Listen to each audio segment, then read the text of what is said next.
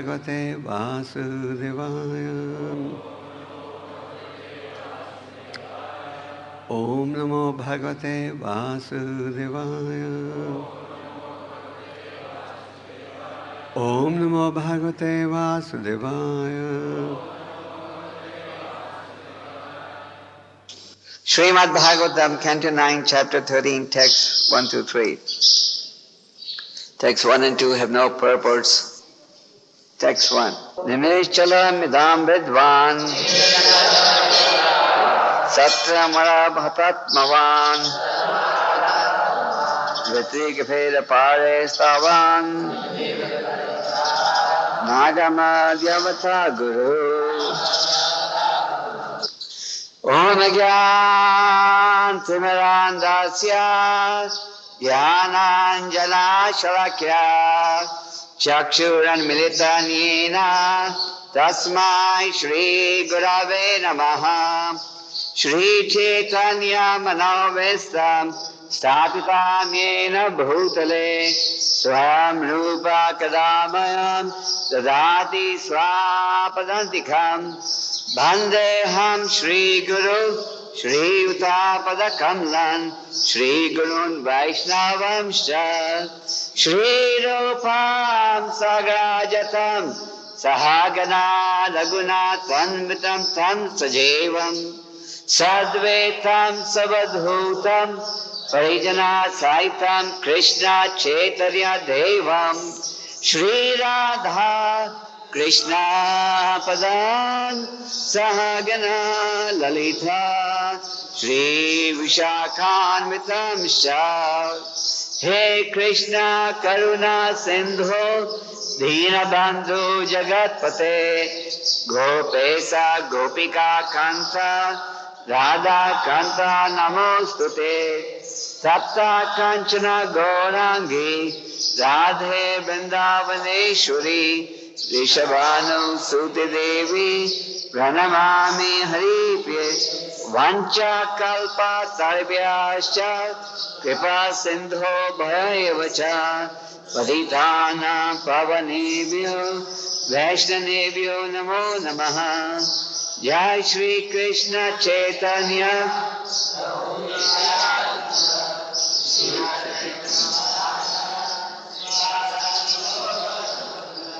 Hare Krishna, Hare Krishna, Krishna Krishna, Hare Hare.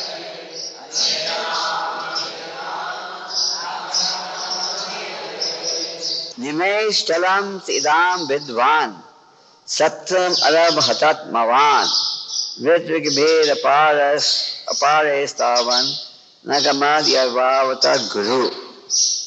तो इस 13वें अध्याय में हम महाराज निम्मी की वंशावली के विषय में ज्ञान प्राप्त कर रहे हैं। पिछले 3 श्लोकों में आपने इस प्रकार का ज्ञान प्राप्त किया। महाराज इक्ष्वाकु के पुत्र थे महाराज निम्मी। महाराज इक्ष्वाकु के विषय में आप कहाँ पढ़ते हो गीता में? कौन सा श्लोक है वो? हाँ, 4थे अध्याय में, कि भगवान ने ये ज्ञान दिया था सबसे पहले सूर्य के देवता विवासवान को। विवासवान से हंसते हंसते ये ज्ञान पहुंचा महाराज इक्ष्वाकु तक, और उसी वंशावली में भगवान रामचंद्र जी भी आए थे। और महाराज इक्ष्वाकु का राज्य इस पृथ्वी पर था 20 लाख साल पहले, त्रेता युग के आरंभ में, क्योंकि त्रेता युग चला था लगभग 12 लाख साल, फिर आया द्वापर युग 8 लाख साल, और कलयुग के 5,000 साल बीत गए। तो महाराज इक्ष्वाकु इस पृथ्वी पर थे, उनका राज्य था आज से लगभग 20 लाख साल पहले, या दूसरे शब्दों में त्रेता युग के आरंभ में। तो ये गीता का ज्ञान इस पृथ्वी पर 20 लाख साल पहले भी प्राप्त हुआ था। तो ये महाराज इक्ष्वाकु के बेटे थे जिनका नाम था महाराज निमि। तो महाराज निमि, जैसे कि इन श्लोकों में आप पढ़ते हो, वो स्वरूप सिद्धि जीव थे। साधारण व्यक्ति में स्वरूप सिद्धि थे, राजा थे पर साथ में स्वरूप सिद्धि भी थे। दूसरे शब्दों में ये नहीं हमें सोचना चाहिए कि हम राजा या नेता नहीं बन सकते और स्वरूप सिद्धि भी नहीं रह सकते। रह सकते हो, जैसे महाराज निमि, महाराज इक्ष्वाकु, अम्बरीश महाराज, परीक्षित महाराज, युधिष्ठिर महाराज, ये सब राजा थे, पर साथ में स्वरूप सिद्धि जीव भी थे। तो महाराज निमि, उनकी इच्छा थी कि शुभारंभ कराने के बाद उनकी इच्छा थी कि एक यज्ञ किया जाए, जिससे उन्होंने निवेदन किया प्रधान पुरोहित किसे, वशिष्ठ को, उन्होंने उनसे वशिष्ठ को निवेदन किया कि आप इस यज्ञ का प्रधान पुरोहित बनिए, क्योंकि यज्ञ में प्रधान पुरोहित की भी आवश्यकता है। तो वशिष्ठ ने कहा मैं बनने को तैयार हूं, पर पहले मुझे इंद्र का यज्ञ समाप्त करना है। जैसे कई बार आप किसको ज्यादा काम दो तो पहले वो काम करता है जहां ज्यादा थोड़ा लाभ हो। तो महाराज वशिष्ठ ने कहा कि मुझे पहले इंद्र का यज्ञ समाप्त करने दो, उसके बाद मैं आऊंगा आपके यज्ञ के मुख्य पुरोहित बनने के लिए। तो वशिष्ठ ने, महाराज निमि ने सोचा कि मैं इतनी देर राह क्यों देखूं, क्योंकि जिंदगी का तो कुछ भरोसा ही नहीं है। उन्होंने निवेदन किया वशिष्ठ से कि मैं ये यज्ञ कर रहा हूं, आप बनिए मुख्य पुरोहित इसके। उन्होंने कहा ठीक है, पर पहले मुझे इंद्र का यज्ञ समाप्त करने दो, वहां भी मैं मुख्य पुरोहित के रूप में कार्य कर रहा हूं। वो कार्य समाप्त करने के बाद मैं आपके यज्ञ में उपस्थित हो जाऊंगा। इंद्र के यहाँ वो मुख्य पुरोहित के रूप में जा रहे थे, क्यों? क्योंकि वहां उन्हें जरा ज्यादा आर्थिक लाभ प्राप्त हो रहा था। तो इस 30 श्लोक का अनुवाद क्या है? महाराज निमि स्वरूप सिद्धि जीव थे, अतएव उन्होंने सोचा कि जीवन क्षणिक है, अतएव दीर्घकाल तक वशिष्ठ की प्रतीक्षा न करके उन्होंने अन्य पुरोहितों से यज्ञ संपन्न कराना शुरू कर दिया। तो ये है इस श्लोक तात्पर्य का बड़ा अवश्य उपदेश। क्या कि महाराज निमि ने कहा कि मैं कब तक उनकी राह क्यों देखूं, ये जो जीवन है ये तो बिल्कुल क्षणिक है। ये जो जीवन है ये तो किसी समय भी समाप्त हो सकता है। मैं अभी इतनी राह देखूंगा, यज्ञ आरंभ नहीं करूंगा, मैं राह देखूंगा वशिष्ठ की कि वो इंद्र का यज्ञ समाप्त करके इधर आए मेरे यज्ञ में पुरोहित बनने के लिए। जब तक मेरा जीवन समझो समाप्त हो जाए तो उन्होंने कहा मैं वशिष्ठ की राह देखने को तैयार नहीं हूं। तो उन्होंने क्या किया? उन्होंने यज्ञ शुरू कर दिया दूसरे पुरोहितों की सहायता से। और इस श्लोक के तात्पर्य में प्रभुपाद जी चाणक्य पंडित जी के कथन की चर्चा करते हैं। श्री राम कृष्ण विदावांसी कल्पता स्थाय नो गुना। चाणक्य पंडित जी ने कहा है कि संसार में मनुष्य की आयु किसी भी समय समाप्त हो सकती है, इसलिए हमें इस जीवन का एक पल का भी दुरुपयोग नहीं करना चाहिए। आज समाज की समस्या यह है कि एक पैसा बचाने के लिए हम कुछ भी प्रयास कर देंगे, पर समय बचाने के लिए या समय का सदुपयोग करने की हम चिंता ही नहीं रखते। तो महाराज निमि की बुद्धि देखो, वो कह रहे हैं कि नहीं, मैं राह नहीं देखूंगा वशिष्ठ की, मुझे यज्ञ तुरंत ही शुरू करने दो। क्यों? क्योंकि जो जीवन है ये किसी समय भी समाप्त हो सकता है। तो हम सब जो कि आध्यात्मिक जीवन में प्रवेश कर रहे हैं, हमें इस उपदेश का लाभ उठाना चाहिए। आखिर हम भागवतम रोज क्यों सुनते हैं? हम भागवतम क्यों पढ़ते हैं? हम शास्त्रों को क्यों पढ़ते हैं, क्यों सुनते हैं? क्योंकि शास्त्रों की शिक्षा के द्वारा हमें यह ज्ञान मिलता है क्या कि किस प्रकार ये जीवन क्षणिक है, किस प्रकार हमें हर पल, हर मिनट, हर सेकंड का उपयोग करना चाहिए भगवान की सेवा में। जो महाराज निमि थे उनको ये भौतिक शरीर नहीं चाहिए था। उन्होंने कहा कि ये भौतिक शरीर तो केवल दुखों का कारण बनता है।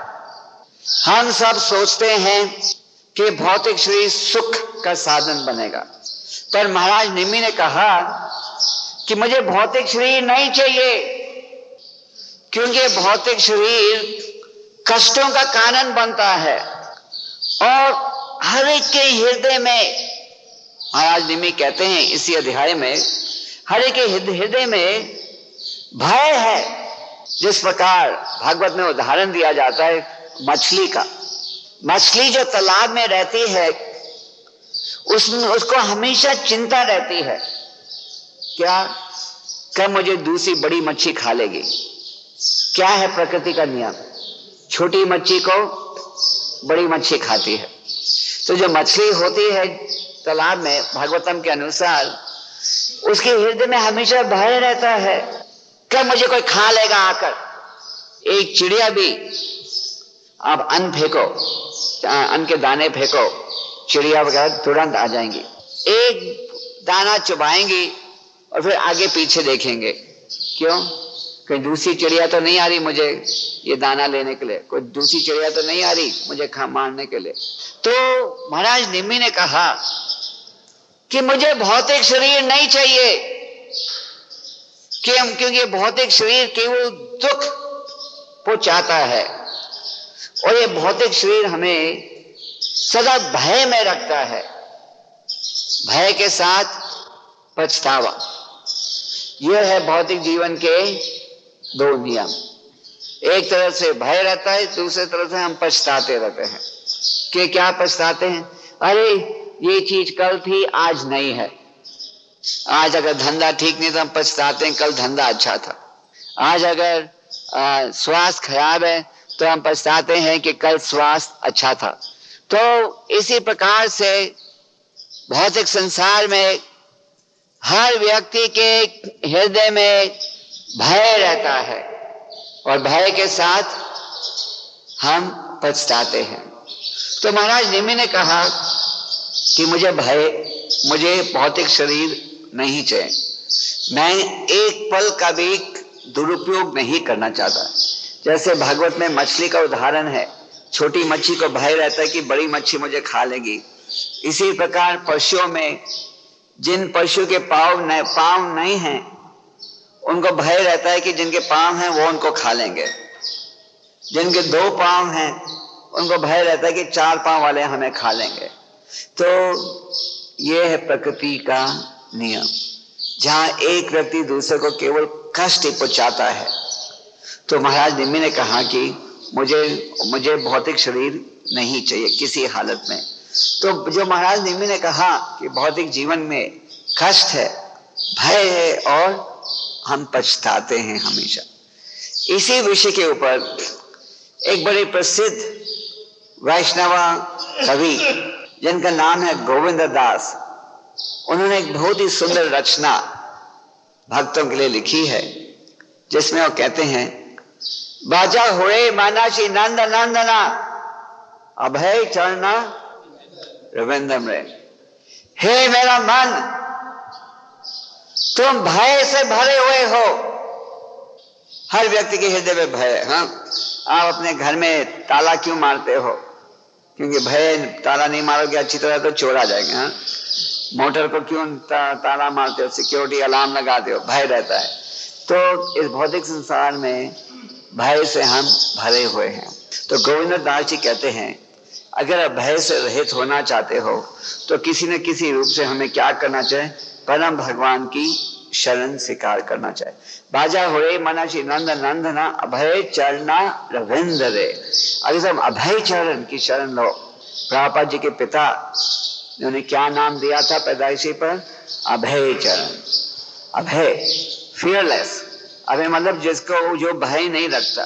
तो भय से कैसे बचोगे? ऐसे तो आप कह सकते हो अहंकार के कारण, नहीं हमें किसका भय नहीं है। तो जो व्यक्ति कहता है हमें किसका भय नहीं है, वो भी भय से भरा हुआ है। जैसे अमेरिका इस पृथ्वी पर सबसे पावरफुल देश है, हाँ, बलवान। पर अमेरिका का राष्ट्रपति जब किधर जाता है तो उसके चारों ओर हजारों सिक्योरिटी के एजेंट रहते हैं उसकी सुरक्षा के लिए। तो अगर उनको भय नहीं है तो क्यों साथ ले जाते हैं सिक्योरिटी एजेंट? भय है इसीलिए साथ ले जाते हैं ना। तो हर एक के हृदय में भय है, और अगर हम भय से रहित होना चाहते हैं तो जिस प्रकार गोविंद दास जी कहते हैं, हमें किसी न किसी रूप से महाराज नंद के पुत्र की शरण स्वीकार करनी चाहिए। तो इस श्लोक के तात्पर्य में इस विषय पर बल दिया गया है कि हमें जिंदगी का कोई भरोसा नहीं करना चाहिए। जो व्यक्ति यह सोचे कि जिंदगी बहुत लंबी है, वो मूर्ख है।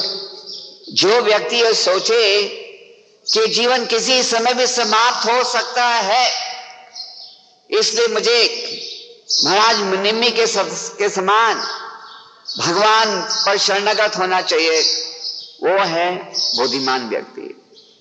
महाराज निम्मी को तो वशिष्ठ ने कहा, महाराज निम्मी ने वशिष्ठ से कहा यज्ञ करना है, आप कृपा करके मुख्य पुरोहित बनिए। पर वशिष्ठ ने कहा ठीक है मैं पुरोहित बन जाऊंगा, पर मुझे पहले दूसरा यज्ञ समाप्त करने दो। पर महाराज निम्मी ने कहा नहीं नहीं, मैं आपके लिए राह देखने को तैयार नहीं हूं। तो उन्होंने दूसरे पुरोहितों का सहयोग लेकर यज्ञ आरंभ कर दिया। तो हम भक्तों को ये विचार हृदय में बिल्कुल दृढ़ रूप से बिठा देना चाहिए कि ये जीवन क्षणिक है, ये जीवन किसी समय भी समाप्त हो सकता है। भागवत में एक कथा हम पढ़ते हैं महाराज खटवंगा की। एक समय महाराज खटवंगा ने देवताओं को सहयोग दिया था दुष्टों से युद्ध में लड़ने के लिए, जिसके कारण देवताओं की जीत हुई, उन्होंने विजय प्राप्त किया असुरों के खिलाफ। तो देवताओं ने कहा महाराज खटवंगा आपके हम आभारी हैं, हम आपके लिए क्या सेवा कर सकते हैं, मांगो हमारे से जो वर चाहिए। क्यों देवताओं के पास जो योग्यता है वो हमारे पास नहीं है। देवता तो मरे व्यक्ति को भी जीवित कर सकते हैं। तो उन्होंने कहा मांगो, क्या मांगना चाहते हो। महाराज खटवंगा ने कहा आप मुझे ये बताइए कि मेरे जीवन में अब और कितना समय बच गया है। तो देवताओं ने क्या कहा, एक क्षण बच गया है बस। तो उन्होंने ये विनती की कि मुझे कृपा करके इस पृथ्वी पर लौटने दो, यहां कि मैं भगवान का स्मरण कर सकूं इस जीवन को समाप्त करते हुए। जहां यम यम वापी स्मरण भवा, जहां व्यक्ति का मन होगा मृत्यु के समय, उसी प्रकार का ध्येय हमें स्वीकार करना पड़ेगा। सेवा का चिंतन कर रहे हैं तो अगले जीवन में आप या तो भगवान के धाम लौटोगे या आपको सेवा का अवसर भक्तों की संगत में प्राप्त होगा।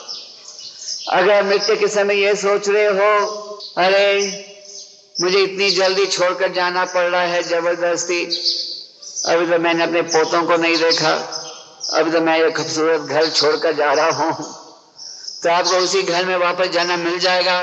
पर जैसे प्रभुपाद जी ने कहा कि उस घर के मालिक के रूप में नहीं, तो उस घर में कोई चींटी कीड़े के रूप में तो आप उसी घर में रह रहे हो पर डर के, जैसे कीड़े को हमें किसी चींटी को हमेशा भय रहता है कौन मेरे ऊपर पांव रख देगा। तो इसीलिए शास्त्रों का निर्णय क्या है, यम यम वापी स्मरण भवाम। जिंदगी का इस प्रकार से उपयोग करो कि मृत्यु के समय बिना किसी शंका के आप भगवान का चिंतन कर सको। इसीलिए प्रभुपाद जी इस श्लोक के तात्पर्य में कहते हैं कि मनुष्य को इस तरह कर्म करना चाहिए जिससे वो अंत में भगवत धाम जा सके। ये है जीवन की सफलता। जब आप इस प्रकार से जीवन को चलाओ कि अंत में आप भगवत धाम लौट सको। अंते नारायण स्मृति, ये है शास्त्र का निर्णय, अंते नारायण स्मृति। जीवन को इस प्रकार से चलाओ कि अंत में आप भगवान का स्मरण कर सको। एक पल का भी दुरुपयोग नहीं करो।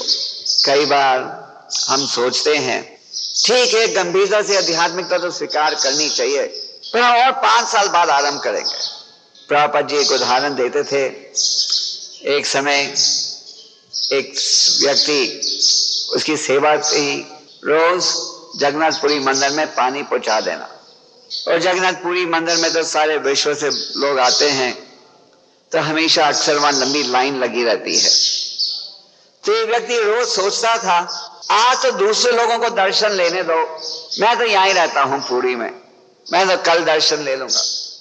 तो इस प्रकार वो कल करते गया और कई साल बीत गए।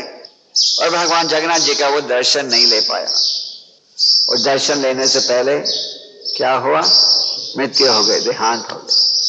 तो प्रभुपाद जी ने उदाहरण दिया कि हमारे भारतीयों के विषय में एक बार वो सोचते हैं ठीक है ये कृष्ण भक्ति तो हमारे घर की बात है, कल हम गंभीरता से लेंगे, कल लेंगे, पर वो कल आने से पहले जीवन समाप्त हो सकता है। तो इसीलिए चाणक्य पंडित जी ने क्या कहा? आयुष कशाना एको पीना लभया स्वर्ण कोटि। उन्होंने कहा चाणक्य पंडित जी ने कि एक क्षण का अगर आप दुरुपयोग करोगे तो सारे पृथ्वी के धन से उसको वापस नहीं ला सकते। जैसे कि इस समय हमारे मंदिर की घड़ियों के अनुसार 9:01 हुआ है, दिल्ली स्टैंडर्ड टाइम। आज कौन सी तारीख है? 27 दिसंबर 1998। अभी 5 मिनट बाद आपको हम कहें, 5 मिनट क्यों, अभी 1 मिनट बाद कहें फिर से आप 9:01 पैदा कर दो 27 दिसंबर, हाँ आपको 10 करोड़ रुपए देते हैं, आप कर सकोगे? हाँ, कोई अच्छे से अच्छा वकील भी नहीं कर सकेगा, कोई नहीं कर सकेगा। हाँ, आप वापस नहीं ला सकोगे, जो समय बीत गया उसको वापस नहीं ला सकते। तो यही विषय चाणक्य पंडित कह रहे हैं कि सारे पृथ्वी के सोने को आप इकट्ठा कर दो, सारे पृथ्वी की चांदी को इकट्ठा कर दो, सारे पृथ्वी की संपत्ति को साथ में जोड़ दो और आप कहो कि वो जो 1 मिनट बीत गया है वो मुझे वापस कर दो, वो वापस नहीं आएगा। इसी उपयोग करना चाहिए, दुरुपयोग नहीं। जिस गंभीरता से महाराज निमि ने यज्ञ आरंभ किया, उसी गंभीरता से हम सब भक्तों को भी भक्ति में जुड़े रहना चाहिए। भक्ति में जुड़े रहने का क्या अर्थ? भक्ति में जुड़े रहने का अर्थ यह है कि आवश्यकता से अधिक हम किसी से बात भी नहीं करें। दूसरे शब्दों में हम प्रजल्प से बिल्कुल दूर रहें, प्रजल्प ग्राम कथा वगैरह से दूर रहें। क्यों? प्रजल्प का अर्थ है वो संदेश कथा जिसका भगवान से कुछ संबंध नहीं है। तो जिसका भगवान से कुछ संबंध नहीं है उसमें हमारी क्या रुचि? अभी आप कहोगे स्वामी जी हम तो बाहर नौकरी करते हैं, धंधा करते हैं, तो हमें तो बहुत विषयों की चर्चा करनी पड़ती है। करो, पर आवश्यकता से अधिक नहीं, वो है कहने का अर्थ। और खास करके जो ब्रह्मचारी वगैरह हैं, जो मंदिर की सेवा में जुड़े हैं, उन्हें तो प्रजल्प से बहुत गहराई से बचने का प्रयास करना चाहिए। क्योंकि माया का क्या कार्य है? माया का यह कार्य है कि जैसे ही वो देखेगी कि आप सावधान नहीं हो, वो आपको फंसा लेगी। जैसे युद्ध के समय सबको सावधान रहना पड़ता है, कहीं शत्रु के हवाई जहाज रात को तो नहीं आ जाएंगे बॉम्ब गिराने, वो भय रहता है ना शायद, तो सब वो किसी न किसी को चौकीदारी में रखते हैं। हाँ, सरकार अपना रेडर भी तैयार रखती है, कहीं वो शत्रु के हवाई जहाज तो नहीं आ जाएंगे। उसी प्रकार हमें भी भक्ति के मार्ग में सावधान रहना चाहिए। सावधान इस दृष्टि से कि जैसे ही हम थोड़ी भी लापरवाही प्रकट करेंगे, माया एकदम हमें पकड़ लेगी। माया कैसे पकड़ेगी? आपको ये विचार दिलाएगी, क्या ठीक है, इतनी क्या जल्दी है भगवान के शरणागत होने के लिए? अभी तो तुम जवान हो। और जवान का क्या अर्थ? अब तो इंद्रिय तृप्ति का समय है, और भक्ति का समय कब है? मृत्यु से थोड़े दिन पहले, या थोड़े घंटे पहले, या थोड़े मिनटों पहले। जब तक तुम हमारे लिए हो, जब तुम बिल्कुल बेकार हो जाओगे, गूंगे, लगड़े, आधे अंधे, जब तुम संतों के पास जाना। हम लोग ऐसे ही सोचते हैं, जब कोई व्यक्ति निकम्मा हो जाता है तो कहते हैं रख लो अपने मंदिर में, जब वो हमारा सहयोग दे सके, इंद्रिय तृप्ति में साथ दे सके, नहीं, हम इसे अपने पास रखना चाहते हैं। तो ये है साधारण भौतिक जीवन का भाव। तो महाराज निमि कह रहे हैं कि मुझे भौतिक शरीर नहीं चाहिए, क्योंकि भौतिक शरीर केवल दुख पहुंचाएगा, भय पहुंचाएगा और पछतावा, सदा पछताते रहते हैं। मुझे क्या चाहिए? मुझे चाहिए आध्यात्मिक शरीर। ये आज तो हम सबके पास भौतिक शरीर है, पर अगर आप ये भौतिक शरीर को भगवान की सेवा में उपयोग करो तो भौतिक शरीर रहते हुए भी आप आध्यात्मिक वातावरण अनुभव करोगे। प्रभुपाद जी एक उदाहरण देते हैं, जैसे एक चूहा बिल्ली से डरता है। जब चूहा बिल्ली को देखता है, बिल्ली के मुंह को, तो क्या सोच रहा है, अब खत्म, मृत्यु। और यह बिल्ली का छोटा बच्चा किटन, किटन को हिंदी में क्या बोलते हैं जीते में? बिलोवा। जब बिलोवा देखती है बिल्ली को, उसे क्या अनुभव होता है, ये तो मेरी माँ है, ये मुझे उठाएगी अपने दांतों में। तो वो घबराती नहीं है, वो तो खुश होती है। तो उसी प्रकार जो भक्त है वो इस भौतिक जगत का उपयोग करते हैं भगवान की सेवा में जुड़ने के लिए, शरीर का उपयोग करता है भगवान की सेवा में जुड़ने के लिए, तो उसको भय नहीं रहता। और जो भौतिकवादी हैं, जो आध्यात्मिक शिक्षा का लाभ नहीं उठाते, उन्हें भौतिक समाज से डर लगता है, और उन्हें ये अज्ञानता के कारण ये नहीं पता रहता किस रूप से इस भौतिक समाज का उपयोग करना चाहिए। भक्तों का ये बुद्धि है कि हर वस्तु, हर संबंध, हर स्थिति का उपयोग करना चाहिए भगवान की सेवा में। और रूपा गोस्वामी जी कहते हैं, यह यसे हरे दसे कान मानसा मनसा गया। जो व्यक्ति इस भौतिक शरीर का भगवान की सेवा में उपयोग करता है, वो इस भौतिक संसार में रहते हुए ये सोचता है कि भगवान के धाम में चले गया। मतलब कि जो व्यक्ति अपने शरीर को सदा भगवान की सेवा में उपयोग करता है, तो भौतिक संसार में रहते हुए उसे बिल्कुल चिंता नहीं रहती। तो महाराज निम्मी का हमें उदाहरण देख का लाभ उठाना चाहिए, और जिसका ये अर्थ है कि हमें एक पल का भी दुरुपयोग नहीं करना चाहिए। खास करके जो भक्त इस समय इस राधा पार्थ सारथी के मंदिर में रहते हैं, सुबह के वक्त तो हमें मंगल आरती जप करना चाहिए, क्लास में आना चाहिए। दिन के वक्त हमें सेवा में जुड़ना चाहिए। और देखिए भगवान की असीम कृपा, प्रभुपाद जी की असीम कृपा कितनी है कि सेवा करने का कितना मौका है हमारे पास। जैसे कि रोज हजारों लोग आते हैं मंदिर में भगवान का दर्शन लेने के, जिसका क्या अर्थ, हजारों लोग आपके घर में आ रहे हैं, तो अगर आप उनको जाकर नमस्ते बोलो, हरे कृष्णा बोलो, थोड़ी सी उनको संगत दो अपनी, तो इतने खुश हो जाते हैं कि आपको इसके द्वारा प्रचार करने का और भी मौका मिलता है। जब प्रभुपाद जी दिल्ली में थे, आपने लीला मित्र में पढ़ा होगा कि प्रभुपाद दिल्ली में जब थे, कनॉट प्लेस में जाते थे किताब बांटने के लिए, प्रभुपाद जी कॉफी क्लब में जाते थे प्रचार करने के लिए। वो लोगों को ढूंढ रहे थे किसको मैं प्रचार कर सकूं। तो यहाँ तो अभी आपको ढूंढने की जरूरत नहीं, खुद ही लोग आ रहे हैं भगवान का दर्शन लेने के लिए, और आपसे कुछ कथा उपदेश अपनी संगत प्राप्त करने के लिए। ये नहीं कि केवल सुबह और शाम लेक्चर होता है तो बाकी समय में प्रचार नहीं करना चाहिए। सारा दिन, जैसे दोपहर को भी जब भगवान का दर्शन बंद होता है तो लोग नीचे बैठे होते हैं, दर्शन की राह देख रहे होते हैं। अगर आप जाकर लोगों से हरे कृष्ण बोलकर प्रचार करना शुरू करो, वो इतना खुश होते हैं। फिर आप लोग कहो नहीं उनको रहने दो, अभी दर्शन का समय नहीं। तो दर्शन तो वो लेंगे, फिर आपको जो प्रचार का मौका भगवान दे रहे हैं उसका अगर आप पूरा लाभ उठाओ तो उसका क्या परिणाम होगा। हम भी भक्ति में आगे बढ़ेंगे और दूसरे भी बढ़ेंगे, और यहाँ का जो वातावरण है क्या बनेगा, वैकुंठ धाम। जैसे कि प्रभुपाद जी ने बॉम्बे के मंदिर के विषय में क्या कहा, हेवन ऑन अर्थ, पृथ्वी पर स्वर्ग। तो हमें इस पूरे हरे कृष्ण लैंड का वातावरण कैसे रखना है, पृथ्वी पर स्वर्ग।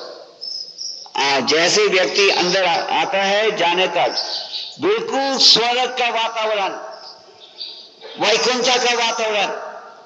वैकुंठ का वातावरण का क्या अर्थ है कि हर समय हम कृष्ण का स्मरण करें और दूसरों को कृष्ण का स्मरण करने में सहयोग दें। तो इस प्रकार हम अपने जीवन का सदुपयोग करेंगे और दूसरों को ये प्रेरणा देंगे कि वो भी अपने जीवन का सदुपयोग करें। तो आप भक्तों से ये छोटी सी विनती है कि जब आपके पास समय हो, कमरे में बैठने की जगह बाहर आ जाओ प्रचार के मैदान में।